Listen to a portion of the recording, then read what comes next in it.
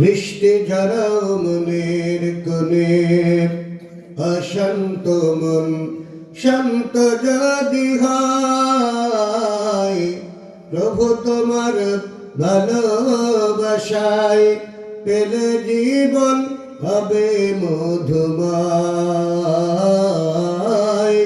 প্রভু তোমার ভালোবাসায় পেলে জীবন হবে মধুময়।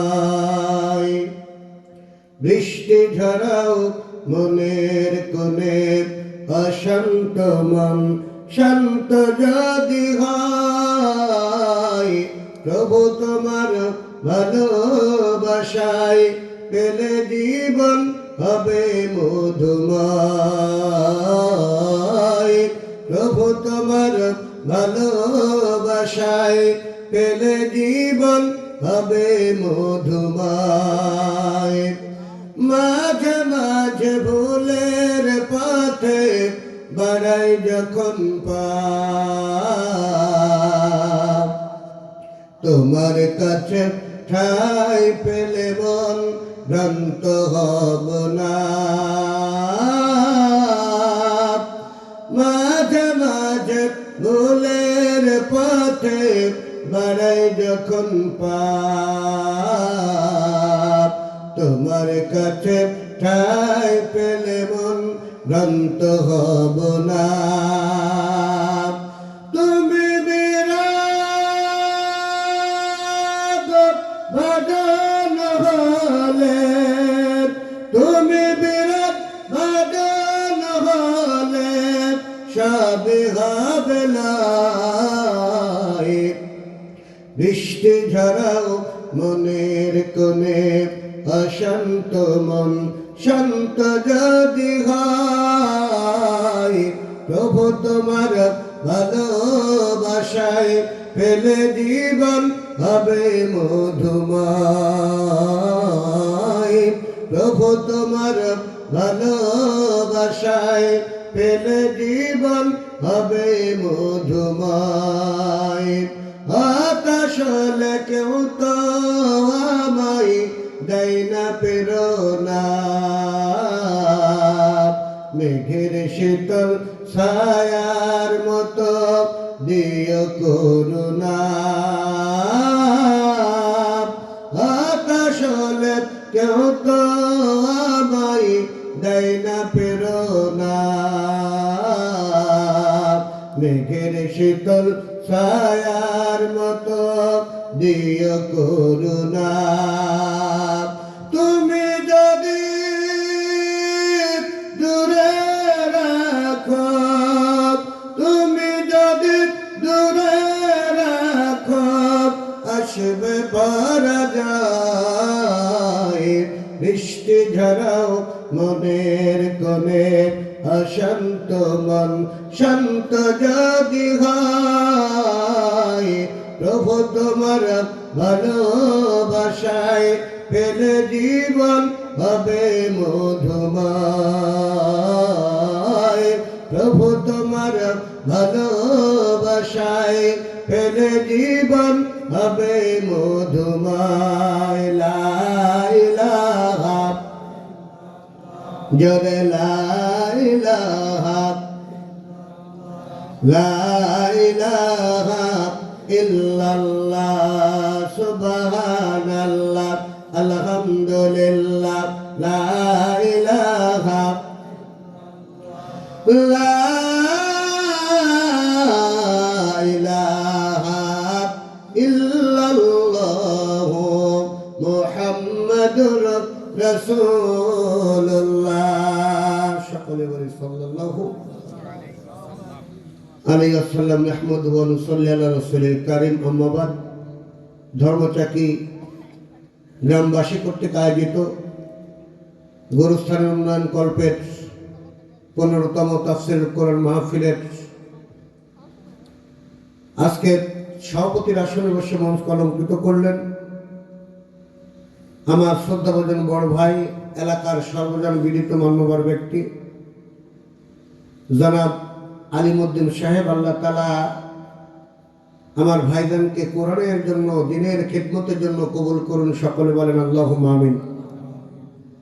মঞ্চ ভাষা সর্বকালের সর্বযুগের সর্বশ্রেষ্ঠ জাতির সন্তান আমার আদি আলোচনা করে ধন্য করলেন অত্র মহল্লার সম্মানিত ইমাম সাহেব সহ আরো আলোচনা করে ধন্য করেন আমার স্নেহস্পদ আলেমে দ্বীন হাফিজে কোরআন উমর ফারুক সহ আজকের মাহফিলের সম্মানিত পরিচালক আমার উস্তাদ কারুনের অহংকার সর্বজন মান্যবর ব্যক্তি হাফেজ আব্দুল কাদের সহ সামনে বসা বিভিন্ন বয়সের দিন দরদি তাকওয়াবান ধর্মপ্রাণ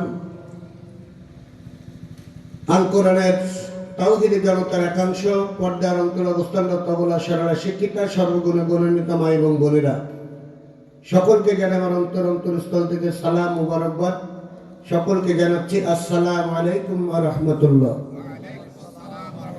মহান আল্লাহ তাআলার দরবারে লাখ কোটি শুকরিয়া করে সুরত জ্ঞাপন করছি যে আল্লাহ তাআলা দয়া করে মায়া করে করুণা করে আমাদেরকে আল্লাহর হুকুম এশার নামাজের পর প্রচন্ড শীতের ভিতর দিয়ে হলেও তার একদল কোরআন পাগল, হাদিস পাগল, আল্লাহ পাগল, রাসূল প্রেমিক বান্দা এবং বান্দীদেরকে কোরআন শোনার জন্য যে সার্বিক সুস্থতা দরকার আপনাকে আমাকে তা দান করে এই কোরআনের মাহফিলে আসার বসার সুযোগ যে মহান আল্লাহ তাআলা করে দিলেন। অসংখ্য লোক থাকার পরও ছাঁটাই বাছাই করে আমরা এই কোরআনের মাহফিল আসতে পারলাম, বসতে পারলাম, এজন্য আমরা সকলে খুশি না বাজার?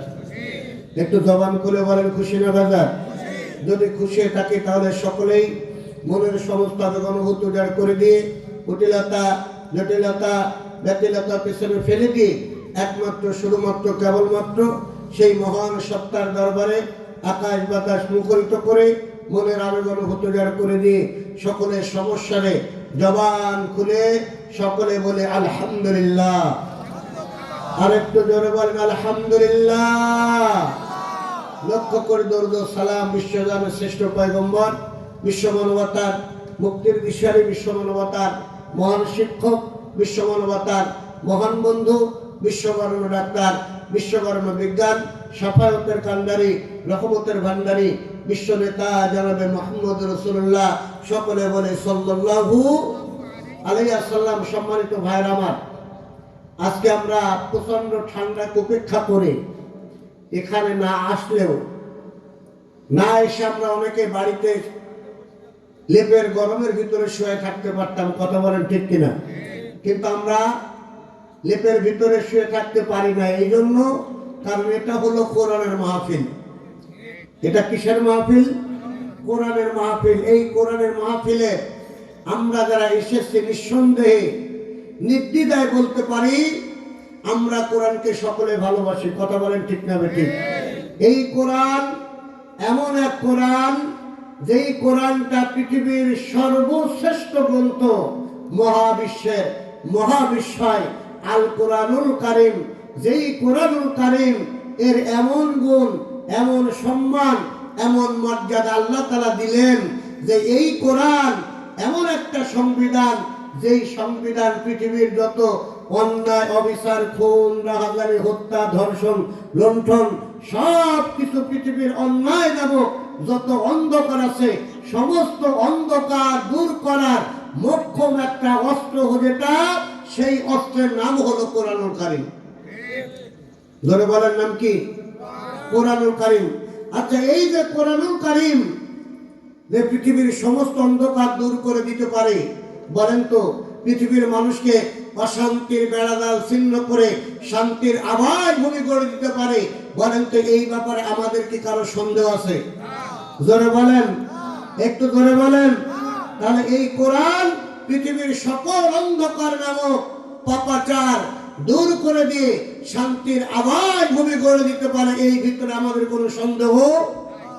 কারণ কি? কারণ হলো এই ঘোষণাটা আমার নাই, ঘোষণা কার? জোরে বলেন কার? আল্লাহ রাব্বুল আলামিন বলেন কিতাবুন আনজালনাহু ইলাইকা লিতুখরিজান নাসা মিনাজ যুলুমাতি ইলান নূর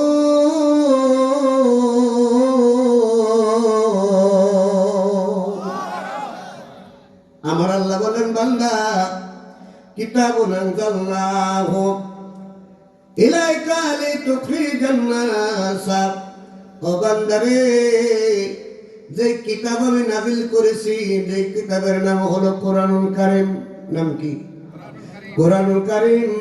এই কোরআনুল কারীমের কাজ হলো পৃথিবীর সকল প্রকার পাপাচার, অন্যায়, অবিচার দূর করে দিয়ে, পৃথিবীর অন্ধকার নামক যত কাজ আছে সব কিছু দূর করে দিয়ে সুন্দর একটা ইনসাফ ন্যায়পূর্ণ ইসলামী একটা মানুষকে শান্তি প্রতিষ্ঠার জন্য পৃথিবীর যে গ্রন্থের নাম হলো, আল্লাহ বলতেছেন সেই কিতাবের নাম হলো কোরআনুল কারীম। বলেন সুবহানাল্লাহ। সম্মানিত ভাইরা আমার, তাহলে পৃথিবীর সমস্ত অন্যায় পাপাচার ভিন্ন ছিন্ন করে দিয়ে যদি আপনি সুন্দর একটা আবাদ ভূমির ব্যবস্থা যদি করতে চান, তাহলে আল্লাহর কোরআন ছাড়া বিকল্প কোনো রাস্তায় গেলে খুঁজে পাওয়া যাবে না। এই জন্য বন্ধুরা আমার,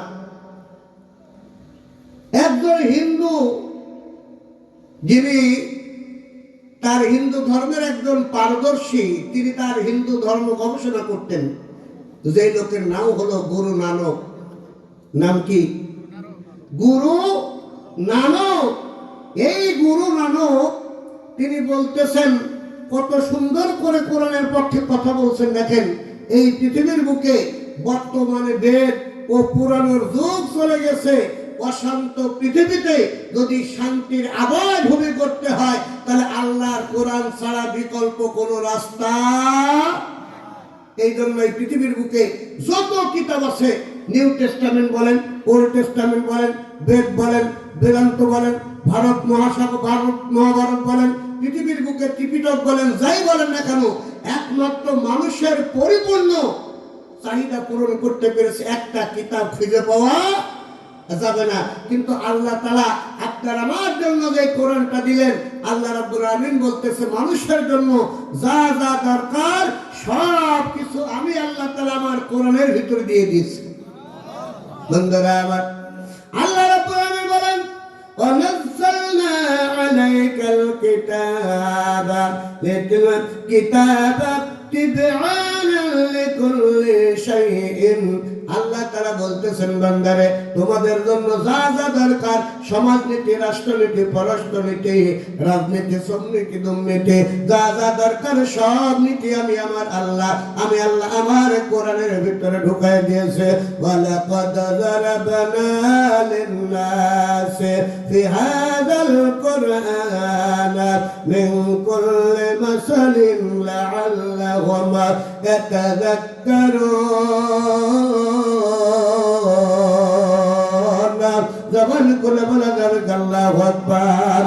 সমাধান চাও যদি জীবনে মরণে, খুঁজে নাও ফিরে এসো চোখ রাখো কোরআনে। বলেন মারহাবা। সমাধান চাও যদি জীবনে মরণে, খুঁজে নাও ফিরে এসো চোখ রাখো কোরআনে। তবে পাবে তুমি শান্তির ঠিকানা, তবে পাবে তুমি শান্তির ঠিকানা। মেনে যদি নাও তুমি মনে প্রাণে সমাধান। আল্লাহু আকবার। সমাধান চাও যদি জীবনে মরণে, খুঁজে নাও ফিরে এসো চোখ রাখো কোরআনে। সমাধান এত চির অম্লান চির মুকুতির পথ, এত মহাবাণী খোদার কালামে পাক। এত চির অম্লান চির মুকুতির পথ, এ যে মহাবাণী খোদার কালামে পাক। ঘরে বলো কি বরাসকে বলো, ঘরে বলো কি বরাসকে বলো, অশান্তি দূর করে শান্তি আনে সমাধান। সমাধান চাও যদি জীবনে মরণে, খুঁজে নাও ফিরে এসো চোখ রাখো কোরআনে। বলেন মারহাবা।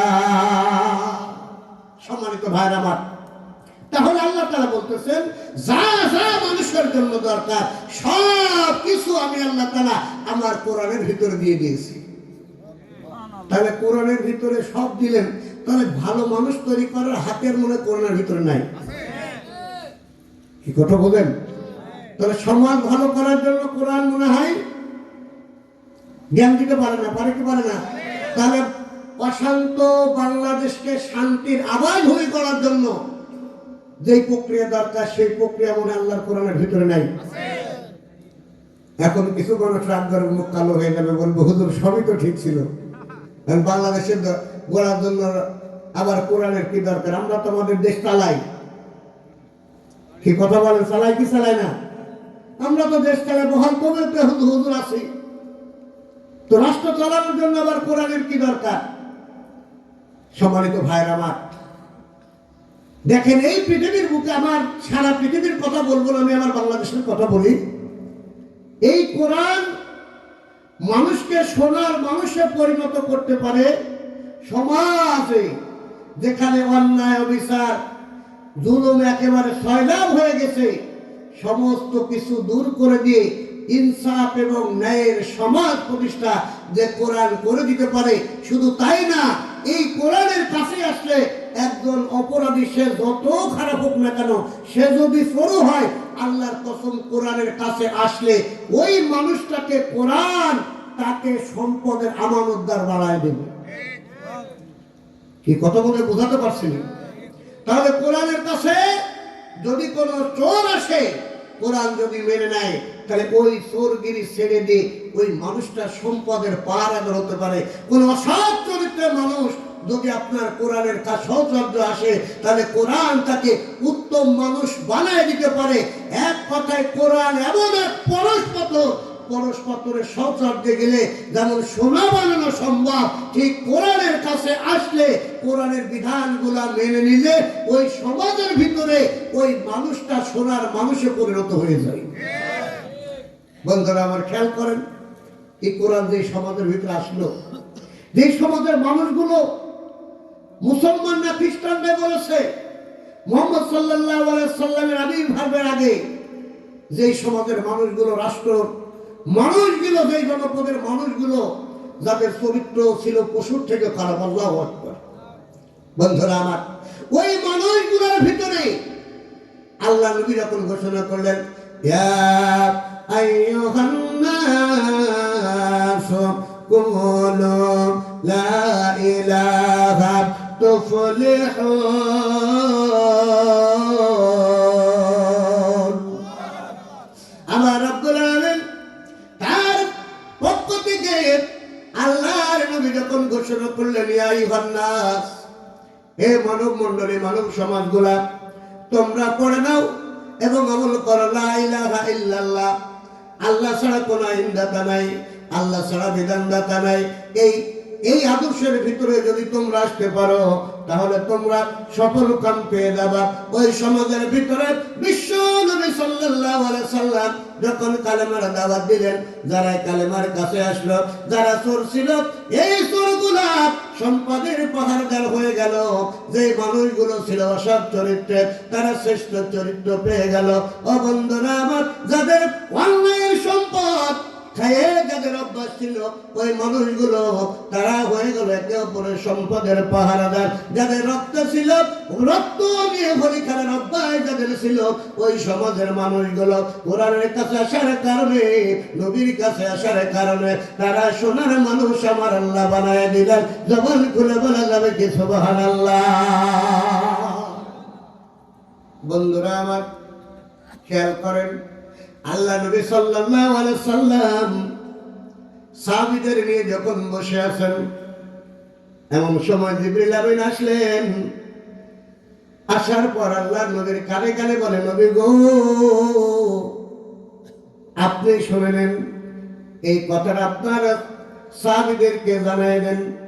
যারা কালেমা পড়েছে, কালেমা পড়ার কারণে আমার আল্লাহ ওই বান্দাদের পিছনের সমস্ত গুনাহগুলি মাফ করে দিয়েছে। কালেমা পড়ার আগে যারা অন্যায় করেছে, পাপ করেছে, গুনাহ করেছে, এদের সব পাপ মাফ করেছেন এই ওয়াদা টাকা। বন্ধুরা আবার আল্লাহ নবীর সাহাবী হযরত আনাস রাদিয়াল্লাহু তাআলা বলেন, আল্লাহ নবী আবার এত পরিমাণ খুশি হলেন রে বাজার, জিবরিল আমিন নবীকে যখন বলতেছেন, নবী আপনার উম্মত যারা কালেমা পড়েছে, কালেমা পড়ার আগে যারা অন্যায় করেছে, পাপ করেছে, সমস্ত পাপগুলি আমার আল্লাহ মাফ করে দিয়েছে। এই কথা শোনার সাথে সাথে নবী আমার এত সুন্দর মিষ্টি হাসতেছেন। হযরত আনাস বলতেছেন, নবীর মুখের হাসি দেখে মনে হতো যেন মুক্ত ঝরে ঝরে পড়তেছে। বন্ধুরে আমার, আল্লাহর নবীও মিষ্টি হাসে, আর সাহাবীদের হাসি দেখে, নবীর হাসি দেখে সাহাবীরাও আনন্দ করতেছেন। এট দ্য মিন টাইম, এমন এক সময় একজন মহিলা আল্লাহ নবীর কাছে সে বলতেছেন, ইয়া রাসূলুল্লাহ, ইয়া হাবিবাল্লাহ, আপনি বলেন তো আল্লাহ আমার পাপকে মাফ করে দিয়েছেন? আল্লাহর নবী বললেন, মহিলা রে, তুমি পাপ করেছো, পাপ করার কারণে তুমি যে কালেমা পড়েছো, কালেমা পড়ার মর্যাদার খাতিরে আমার আল্লাহ তোমার জীবনের সব গুনাহগুলি মাফ করে দিয়েছে। জবান খুলে বলা যাবে কি সুবহানাল্লাহ। বন্ধুরে আমার, তবু মহিলার মনে শান্তি আসে না। কেন আসে না? কারণ হলো, বাজান রে, পাপের হিসাব দুনিয়ার কেউ জানে না, কিন্তু জানে আমার অন্তর।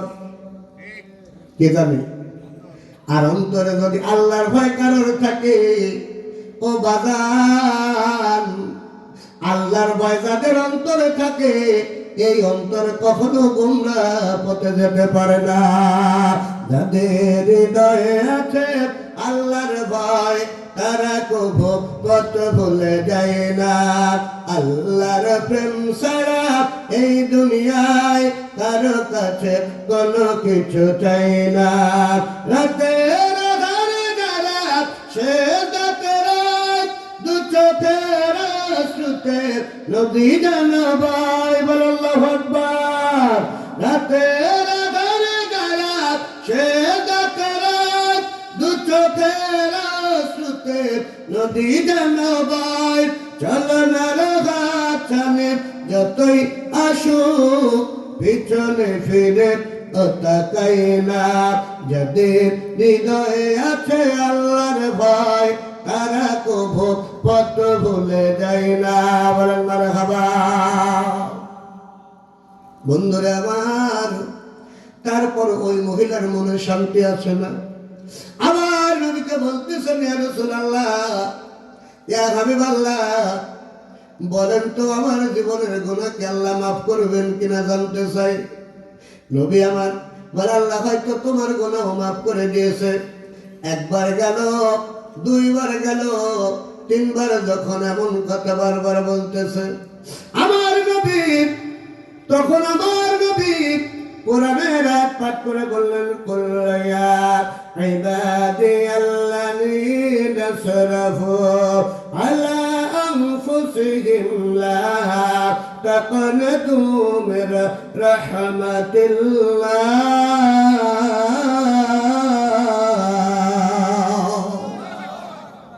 বন্ধুরা আমার, আল্লাহ তাআলা তার বান্দাকে ডেকে বলতেছেন, বান্দারে, হে আমার নবী, আমার বান্দাদেরকে বলে দাও, তোমরা যারা গুনাহ করেছো, পাপ করেছো, তোমরা আল্লাহর রহমত থেকে নিরাশ হও না। ইন্নাল্লাহা ইয়াগফিরুয যুনুবা জামিআ। আল্লাহ বলতেছেন, বান্দা, তোমরা যদি পাহাড় সমান গুনাহ করো, আমি আল্লাহ তোমাদের পাহাড় সমান গুনাহকে মাফ করে দেব। জবান খুলে বলা যাবে কি সুবহানাল্লাহ। বন্ধুরা আমার, ওই মহিলার তবু মনে যখন শান্তি আসে না, নিশ্চয়তা পায় না। এবার নবী আবার ওই মহিলাকে জিজ্ঞেস করলেন, মহিলা বলো তো, তুমি কেন বারবার আল্লাহর রহমত থেকে নিরাশ হয়ে যাও? কারণ হলো, আমার আল্লাহ ওয়াদা করেছে, বান্দা তুমি যদি গুনাহ করো, পাপ করো, তোমার পাহাড় সমান পাপ হলে আমি আল্লাহ তোমার জীবনের সব গুনাহগুলি মাফ করে দেব। তারপরেও কেন বান্দি তুমি নবীর উম্মত হয়ে কেন তুমি এত হতাশ হয়ে যাও? ওই মহিলা তখন বলতেছে, ইয়া রাসূলুল্লাহ, ইয়া হাবিবাল্লাহ, শুনলেন, আমি যদি আমার পাপের কথা বলি, নবী আমার সাহাবীরা জানে না, আমার পাপের খবর মক্কার কোন মানুষ হয়তো একজন ছাড়া জানে না, আপনি রাসূলও জানেন না। কিন্তু কথা হলো নবী, আমার পাপের কথা যদি আমি বলি আপনার চোখে আমি খারাপ হয়ে যাব, আপনার সাহাবীদের কাছে খারাপ হয়ে যাব। মানুষ আমাকে দুশ্চরিত্র বলবে, মানুষ আমাকে খারাপ বলবে, তাতে আমি ভয় পাই না। আমি ভয় পাই শুধু আমার জাহান্নামের আগুনকে। ভয় করে কাকে? জোরে বলেন কাকে? যেই জাহান্নামের আগুন আমার রব্বুল আমিন বলেন ফাত্তাকুন নারাল্লাতী কুদুহান নাস ওয়াল হিজারা ওয়া'ইদ্দাত লিল কাফিরিন।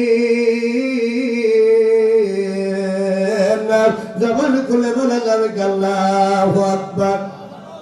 আল্লাহ বললেন বান্দারে ভয় করো ওই জাহান্নামের আগুনকে, যে জাহান্নামের আগুন যেটা পাথর এবং আগুন দিয়ে তৈরি করে রাখা হয়েছে, যে আগুনের ভিতরে থাকবে পাথর। ও বন্ধুরে, আল্লাহ বলতেছেন এই পাথর আগুনের ভিতরে আর কেউ থাকবে না, যার ইন্ধন হবে মানুষ এবং পাথর। বন্ধুরা আমার, এই জাহান্নাম এত কঠিন আযাব রে, আল্লাহ রাব্বুল আমিন বলেন লাহুম মিন ফাওকিহিম যুলালুম মিনান নারি ওয়া মিন তাহতিহিম যুলালুম যালিকা ইউখাউফুল্লাহু বিহি ইবাদি। জবান খুলে বলা যাবে আল্লাহু আকবার। আল্লাহ বললেন বান্দারে এমন একটা জাহান্নামের আগুন, যেই জাহান্নামের আগুন উপরে থাকবে আগুন, নিচেও থাকবে আগুন, ডানেও থাকবে আগুন, বামেও থাকবে আগুন। বন্ধুরা আমার, আল্লাহ রাসূল সাল্লাল্লাহু আলাইহি সাল্লামকে জিজ্ঞেস করা হলো হুজুর বলেন তো এই দুনিয়ার আগুনের মতোই কি জাহান্নামের আগুন হবে? আমার রাসূল বললেন না না, এই দুনিয়ার আগুনের চাইতে জাহান্নামের আগুনটা 1 গুণ না 2 গুণ না, জাহান্নামের আগুন হবে 69 গুণ বেশি। কত গুণ? একটু জোরে বলেন কত গুণ? ও বন্ধুরে, যে 69 গুণ জাহান্নামের আগুন বেশি হবে, অথচ দুনিয়ার আগুনের কোন মানুষের শরীর যদি 60% পুড়ে যায়, ওকে যদি সঠিক সময়ে 1 মিনিটে ট্রিটমেন্ট করা হয়, হয়তো মানুষটা হয়তো আপনার বাঁচলেও বেঁচে যেতে পারে যদি হায়াত থাকে। কি কথা বলেন না? কিন্তু বন্ধুরে, ওই জাহান্নামের আগুন যদি একটা বারের জন্য এত কঠিন এত তীব্র হবে, আমার আল্লাহ বলেন আল্লাতী তাত্তালিউল আলাল আফইদা ইন্নাহা আলাইহিম মুসাদাতিন ফি আমাদিন মুমাদ্দাদা। জবান খুলে বলা যাবে আল্লাহু আকবার। আল্লাহ বললেন বান্দারে এই জাহান্নামের আগুন এত কঠিন হবে, এই জাহান্নামের আগুন যদি হাতের একটা আঙুল যদি ওই জাহান্নামের আগুনের সাথে থাকে, ঠেকার সাথে সাথে বান্দার পেটের ভিতরে নাড়ির ভিতরে যা কিছু আছে সব কিছু সাথে সাথে পড়ে সঙ্গে সার হয়ে যাবে। বন্ধুরা আমার, এবার ওই মহিলা বলতেছেন হুজুর এই জাহান্নামের আগুন থেকে আমাদের বাঁচার দরকার। যারা সামনে বসে আছেন এদের মনে বাঁচার দরকার নাই। জাহান্নামের আগুন থেকে কারা কারা বাঁচতে চায়? দুহাত উঁচু করে আমার আল্লাহকে একটু সাক্ষী রেখে যেতে চায়। আলহামদুলিল্লাহ, আমি দোয়া করে বাজান সামনে যে মানুষগুলো বসে আছেন, আল্লাহ রাব্বুল আমিন যেন তার প্রতিটা বান্দাকে জাহান্নামের আগুন থেকে বাঁচায় দেয়। সকলে বলেন আল্লাহুম্মা আমিন। বন্ধুরা আমার, এবার নবী আমার ওই মহিলাকে বলতেছেন, মহিলারে তুমি কি এমন অন্যায় করেছো, পাপ করেছো, পাপের কথা কি তুমি বলবা? এবার ওই মহিলা তার চোখ থেকে দরদর করে পানি ধরার বলে ইয়া রাসূলুল্লাহ, ইয়া হাবিবাল্লাহ, আমি যে পাপ করেছি হুজুর গো, আমার স্বামী একজন সুদর্শন পুরুষ মানুষ ছিল, আর মক্কার ভিতরে যদি 10 জন ধনী মানুষ থাকতো, আল্লাহ নবী আমার এই 10 জনের ভিতরে আমার স্বামী ছিল একজন ধনী মানুষ।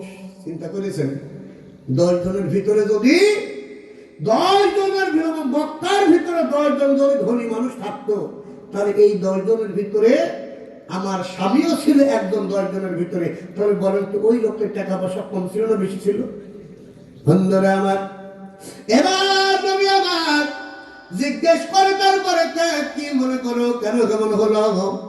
ওই মহিলা বলতেছে হুজুর বিষয় হলো আমার স্বামী 6 মাস যদি থাকতো সিরিয়ায়, 6 মাস থাকতো মক্কায়, ইয়া রাসূলুল্লাহ ইয়া হাবিবাল্লাহ, একদিন রাতের বেলায় হঠাৎ করে আমার যৌন চাহিদা বেড়ে গেল।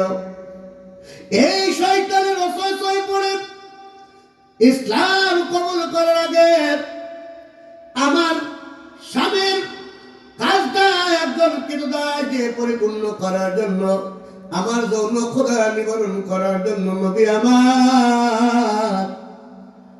আমার একজন কৃতদাসকে যখন আমার ঘরে নিয়ে আসলাম, আমার স্বামীর বিছানায় শুয়ে যখন স্বামীর কাজে কৃতদাস দিয়ে করালাম, হুজুর গো বলেন তো এই গুনাহ কি আমার আল্লাহ মাফ করে দেবে?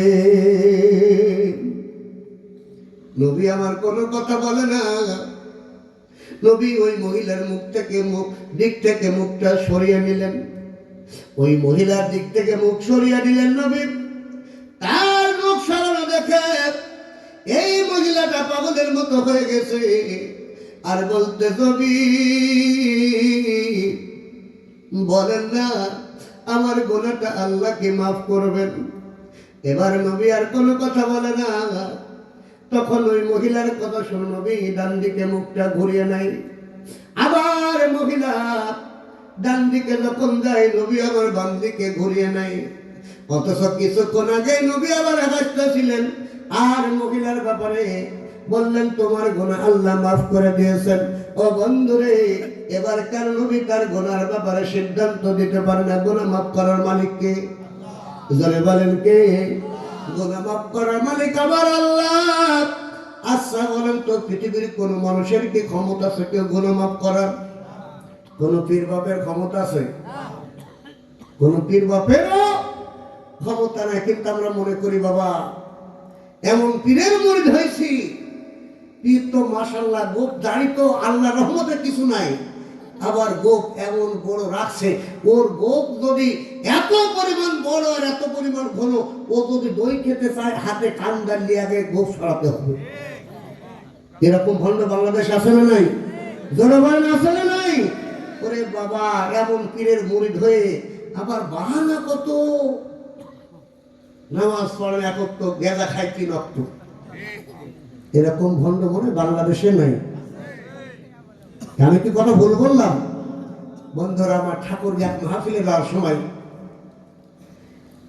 গাড়ির ভিতরে আমার মনে হয় ওই ড্রাইভার হলো আপনার একটা তরিকার লোক, তো গান বাজাচ্ছে পীরের কেমন গুণাবলী দেখেন। কেরামান কাতাবিন রোজা হাসরের দিন আল্লাহর দরবারে যদি করে অভিযোগ আমি বলবো দুনিয়ায় ছিলাম ল্যাংটা বাবার লোক। বাপ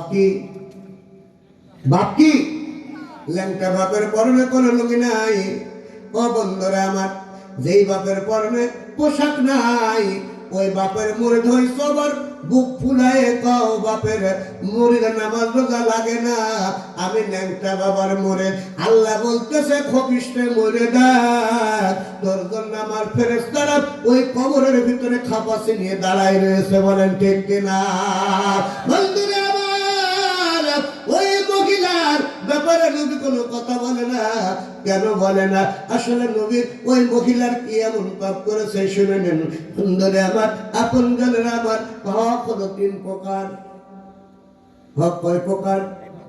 একটা হলো হাকুল্লাহ, একটা হলো আল্লাহর হক। কার হক? আল্লাহর হক। আল্লাহর হকের ভিতরে নামাজ, রোজা, হজ, যাকাত, তাসবিহ, তাহলিল, জিকির, আজকের দান, সদকা, তাহাজ্জুদ সব কিছু কার হক?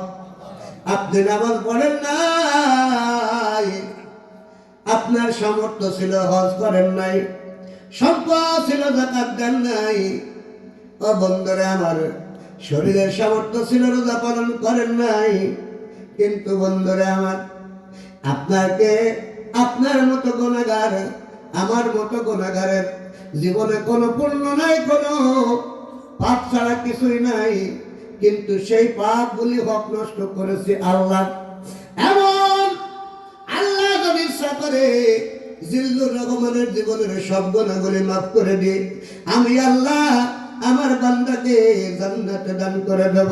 আচ্ছা বলেন তো, আমার আল্লাহ যদি আমার ব্যাপারে সিদ্ধান্ত নিয়ে থাকেন, আপনারা ধর্মচাকির এলাকার মানুষ, গোটা বাংলাদেশের মানুষ যদি এক জায়গায় হয়ে আল্লাহর বিরুদ্ধে আন্দোলন করেন, বলেন কিছু করার ক্ষমতা রাখেন? বন্ধুরে, অথচ আল্লাহ রহমান রহিম হওয়ার কারণে আমার আল্লাহ তাআলা রাসূল বলেন, আল্লাহ যাকে যাবে জান্নাতে নেওয়ার জন্য, রাসূল আমার বলেন, তখন আল্লাহ তার ওই বান্দাকে কাছে ডাকবেন আর ডেকে বলবেন, বান্দা ইকরা কিতাবাকা কাফা বিনাফসিকাল ইয়াওমা আলাইকা হাসিবা। বান্দারে, আজকে তোর আমলনামা পড়ে দেখো। বান্দা যখন আমলনামার দিকে তাকাবে, আর বান্দা তাকানোর সাথে সাথে বান্দা তখন বলবে, আল্লাহ পড়ার মতো তো কোনো কিছু আমল আমি করি নাই। কারণ যখন মসজিদে নামাজ হয়েছে, টিভির সামনে দোকানের মাসালে বসেছিলাম।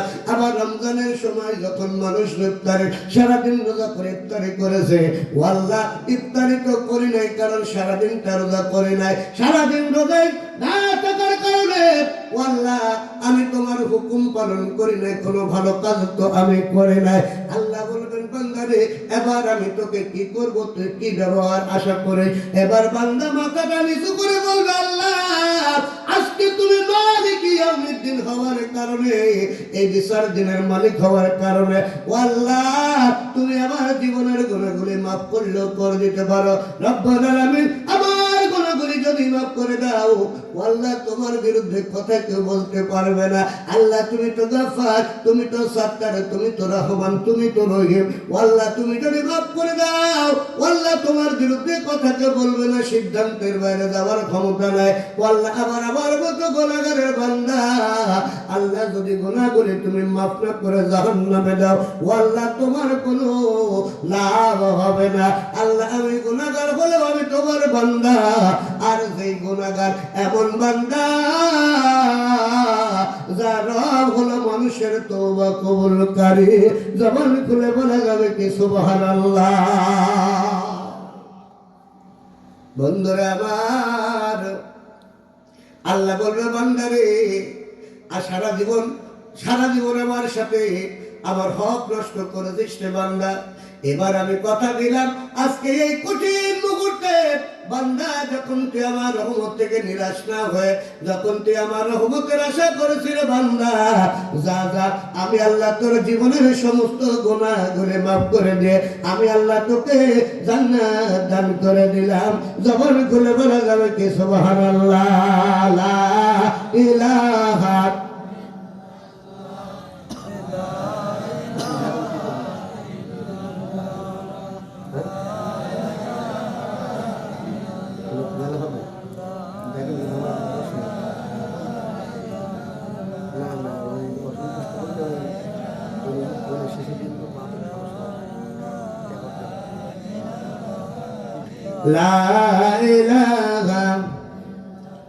লা ইলাহা ইল্লাল্লাহ, জোরে লা ইলাহা।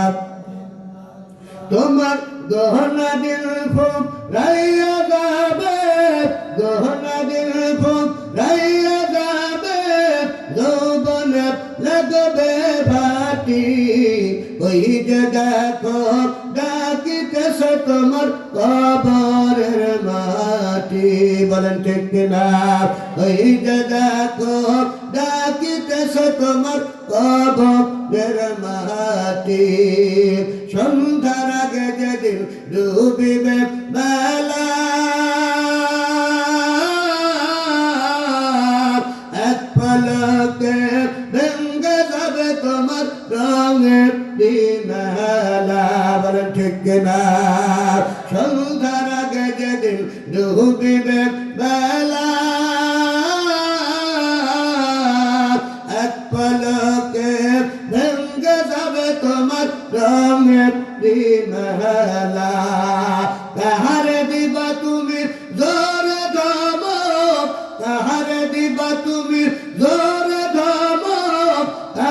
কোথায় ভাঙা বালাটি ওই যে দেখো ডাকিতেছে তোমার কবরের মাটি লা ইলাহা জোরে লা ইলাহা লা ইলাহা ইল্লাল্লাহু মুহাম্মাদুর রাসূলুল্লাহ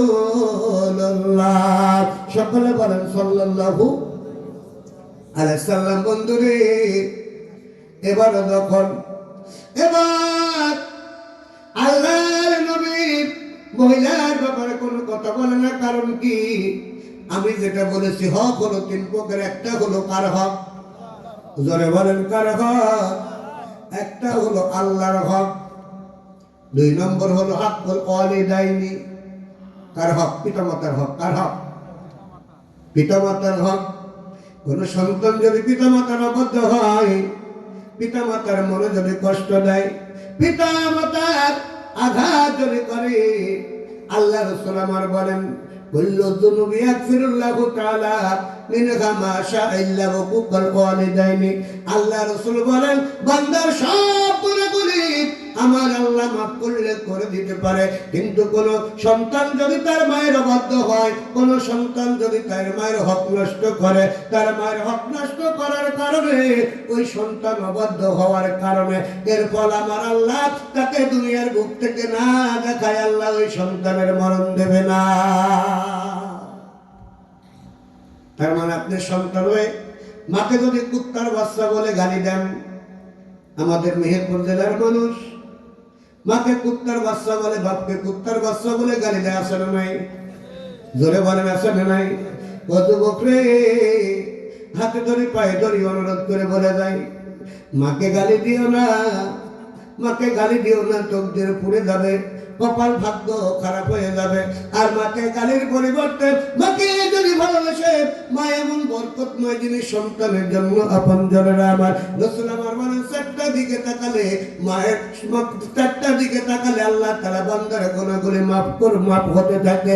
এক নম্বর হলো যদি আল্লাহর কোন গোলাম যদি কাবার দিকে তাকায়, আল্লাহ রাসূল আমার বলেন যতক্ষণ পর্যন্ত বান্দা মহব্বতের সাথে কাবার দিকে তাকিয়ে থাকবে, ততক্ষণ আমার আল্লাহ বান্দার জীবন থেকে সগীরা গুনাহগুলি মাফ করতেই থাকবে।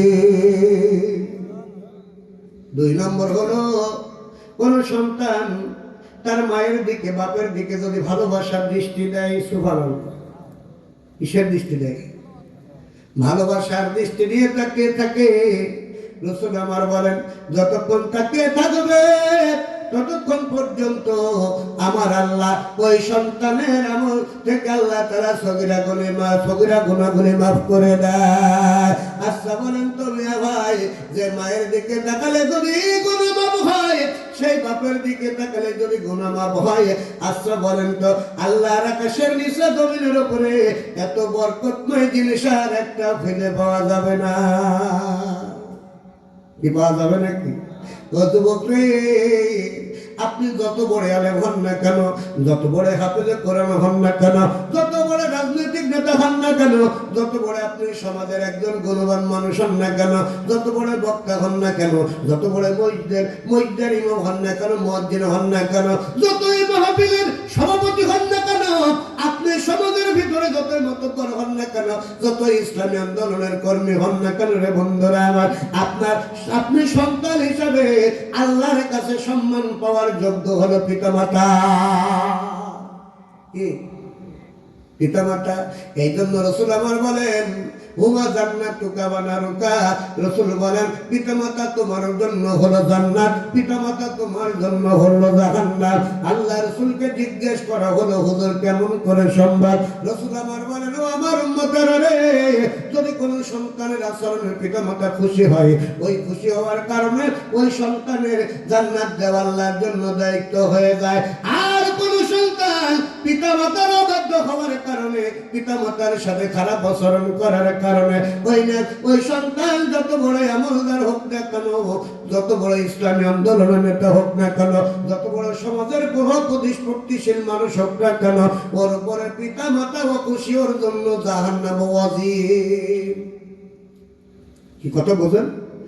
বন্ধুরা আমার, এই জন্য বাবা অনুরোধ করি, এখনো যাদের বৃদ্ধ পিতামাতা আছে তাদের সাথে কেউ খারাপ আচরণ না করার চেষ্টা করে। পিতামাতাকে খুশি করার জন্য খুব দামি টাকার দরকার হয় না, খুব দামি জিনিসের দরকার হয় না, অনেক সম্পদের দরকার হয় না। পিতামাতাকে সন্তুষ্টির জন্য ওয়া শুনে যদি বাড়ি থেকে, এই দোকান থেকে মায়ের জন্য একটা নাড়ু কিনে মায়ের হাতে যদি তুলে দেন, দেখবেন মা একবার মিষ্টি হাসবে আর বলবে, দুর্পাগল, এটা কি দরকার ছিল টাকা খরচ করার? কি কথা বলেন নাই? ও বন্ধুরে, এই জন্য হাতে ধরে পায়ে ধরে, যে মা মাকে সন্তুষ্টির জন্য, মায়ের অন্তরটা শান্তি দেওয়ার জন্য খুব দামি জিনিসের দরকার হয় না। অথচ এই মা যদি একটাবার মুখের হাসি দেয়, মায়ের অন্তর যদি পরিষ্কার, মায়ের অন্তর যদি খুশি হয়ে যায়, ওই সন্তান তার মায়ের জন্য দোয়া করুক বা না করুক, মায়ের অন্তর খুশি আমার আল্লাহর আরো সে মহল্লায় পৌঁছে যায়। জবান খুলে বলা যাবে কি সুবহানাল্লাহ। আর যে সন্তানের আচরণে মা বাবা খুশি হয়, ওই সন্তানের উপরে আমার আল্লাহ তাআলা তার নিয়ামত পরিপূর্ণভাবে দান করে দেয়। জবান খুলে বলা যাবে কি সুবহানাল্লাহ।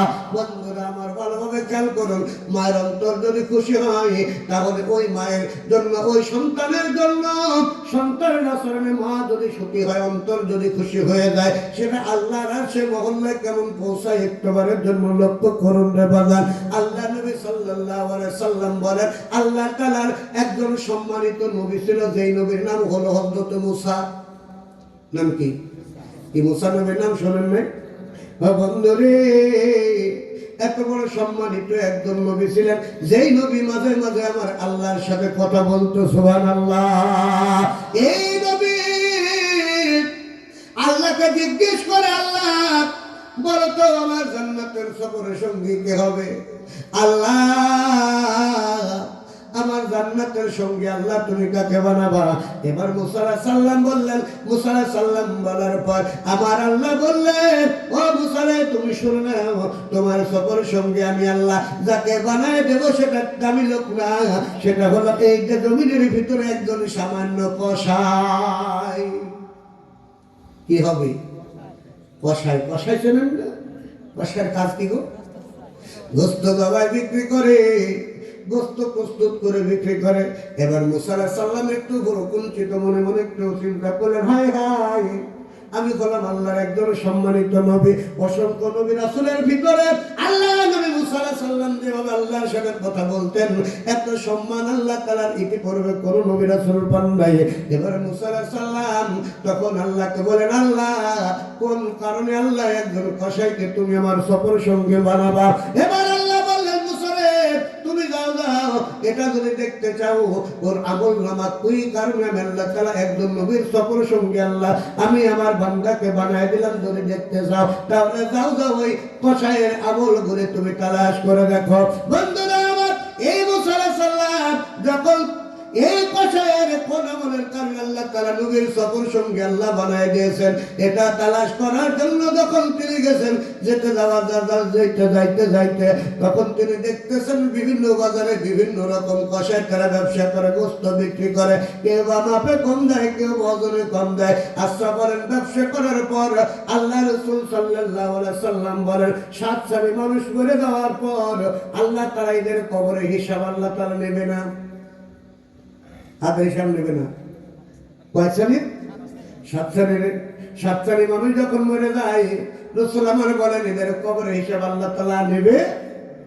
তার ভিতরে 1 নম্বর হলো সৎ ব্যবসায়ী, যারা সৎভাবে ব্যবসা করে, মাপে ওজনে কম দেয় না।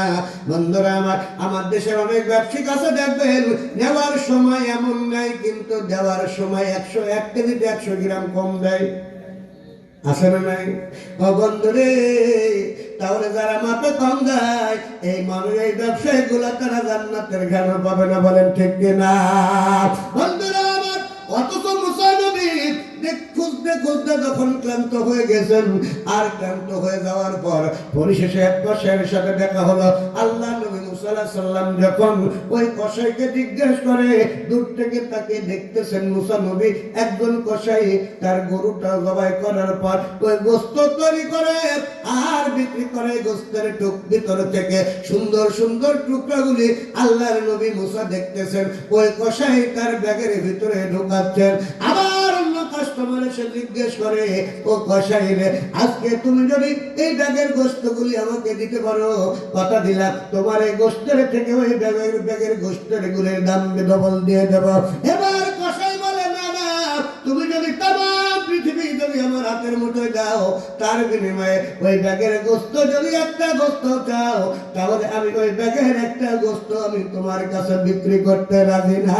জবান খুলে বলা যাবে কি সুবহানাল্লাহ।